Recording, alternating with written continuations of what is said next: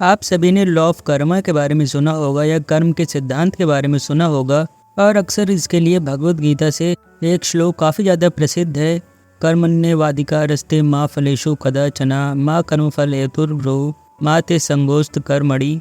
और इसका ज़्यादातर अर्थ यही बताया जाता है कि कर्म करो, फल की इच्छा मत करो। पर ओशो का दृष्टिकोण बहुत ही अनूठा है। ओशो के विचारों में कर्म का सिद्धांत एक गहरा और महत्वपूर्ण विषय है। वे मानते हैं कि कर्म का अर्थ केवल शारीरिक या बाहरी क्रिया नहीं है, बल्कि हमारे विचार और भावनाओं का नतीजा भी है। ओशो कर्म के सिद्धांत को एक गहरे मनोवैज्ञानिक और आध्यात्मिक परिप्रेक्ष्य में समझाते हैं। कर्म का अर्थ, ओशो कहते हैं, कर्म का मूल अर्थ है क्रिया। यह कोई धार्मिक या नैतिक सिद्धांत नहीं है, बल्कि यह एक वैज्ञानिक प्रक्रिया है। जो भी आप करते हैं, सोचते हैं या महसूस करते हैं, वह एक ऊर्जा है और यह ऊर्जा हमेशा किसी न किसी रूप में वापस आती है। वे कहते हैं कि कर्म केवल बाहरी क्रियाओं तक सीमित नहीं होता, बल्कि यह आपके मन और हृदय की आंतरिक गतिविधियों का परिणाम भी होता है।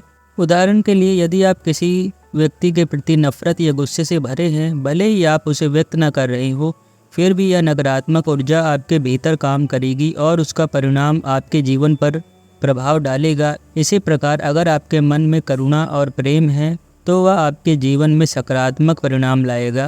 कर्म और प्रतिक्रिया, ओशो कर्म के सिद्धांत को कारण और प्रभाव यानी कॉज एंड इफेक्ट के रूप में समझाते हैं। वे कहते हैं कि हर कर्म एक बीज की तरह है जो किसी न किसी रूप में फल जरूर देगा। इसका मतलब है कि जो भी आप करते हैं उसका परिणाम आपको अवश्य मिलेगा, लेकिन यह केवल बाहरी क्रियाओं तक सीमित नहीं होता, बल्कि आपकी आंतरिक स्थिति भी इस क्रिया में शामिल होती है। यदि आप किसी के प्रति नकारात्मक या ईर्ष्या महसूस करते हैं, तो यह भावना आपके मन में एक प्रकार के नकारात्मक ऊर्जा उत्पन्न करेगी, जो भविष्य में आपको कष्ट या असंतोष के रूप में अनुभव होगी। इसके विपरीत अगर आप प्रेम और दया से भरे रहते हैं, तो वह ऊर्जा आपके जीवन में सकारात्मक बदलाव लाएगी। कर्म और चेतना, ओशो कहते हैं कि कर्म का सिद्धांत केवल उन लोगों पर लागू होता है जो अचेतन यानी अनकॉन्शियस जीवन जीते हैं।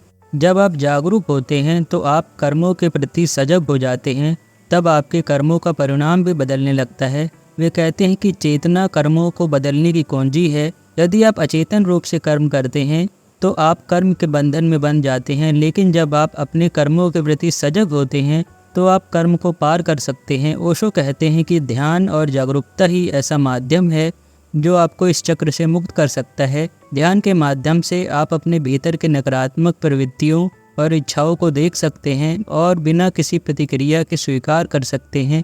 यह आपकी आंतरिक शांति को बढ़ाता है और आपको कर्म के बंधन से मुक्त करता है। ओशो कर्म को जिम्मेदारी के रूप में भी समझाते हैं। वे कहते हैं कि हर व्यक्ति अपने कर्मों के लिए पूरी तरह से जिम्मेदार है। हम अक्सर दूसरों को या परिस्थितियों को अपने दुखों और समस्याओं के लिए दोषी ठहराते हैं, लेकिन ओशो कहते हैं कि जो कुछ भी आपके जीवन में घटित हो रहा है वह आपके कर्मों का परिणाम है। इस जिम्मेदारी को स्वीकार करना ही पहला कदम है कर्म से मुक्ति की ओर। कर्म और स्वतंत्रता, ओशो कहते हैं कि कर्म का उद्देश्य व्यक्ति को बंधन में डालना नहीं है, बल्कि उसे स्वतंत्रता की ओर ले जाना है। वे कहते हैं कि अगर आप अपने कर्मों को जागरूकता से करते हैं तो आप कर्म के परिणामों से मुक्त हो सकते हैं। यह स्वतंत्रता तभी आती है जब आप कर्म को परिणाम की अपेक्षा के बिना करते हैं। कर्म और पुनर्जन्म, ओशो मानते थे कि कर्म का चक्र तब तक चलता रहता है जब तक कि व्यक्ति पूरी तरह से जागृत ना हो जाए।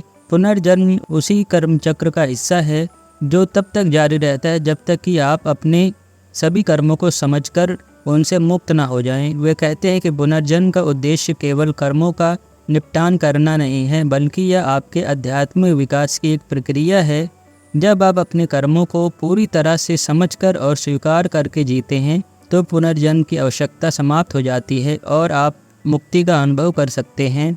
ट्रांसेंडेंटिंग कर्मा, ओशो कहते हैं कि कर्म से मुक्ति का एकमात्र मार्ग है जागरूकता यानी अवेयरनेस। जब आप पूरी तरह से जागरूक होते हैं तो आप कर्म करते हैं, लेकिन उन कर्मों के बंधन में नहीं फंसते।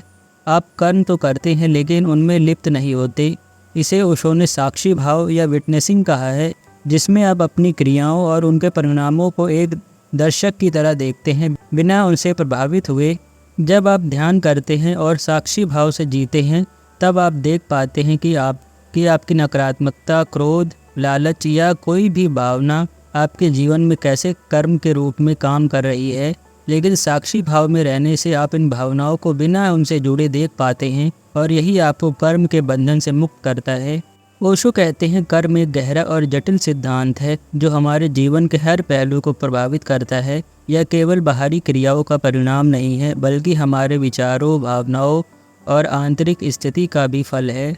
जागरूकता ही वह मार्ग है जो हमें कर्म के बंधन से मुक्त कर सकती है। जब हम अपने कर्मों के प्रति सजग होते हैं, तब हम अपने जीवन को समझदारी से जी सकते हैं और कर्म चक्र से बाहर निकल सकते हैं। तो लॉ ऑफ कर्मा के बारे में और डिटेल में आप जानना चाहते हैं तो आप ओशो वर्ल्ड वेबसाइट पर विजिट कर सकते हैं।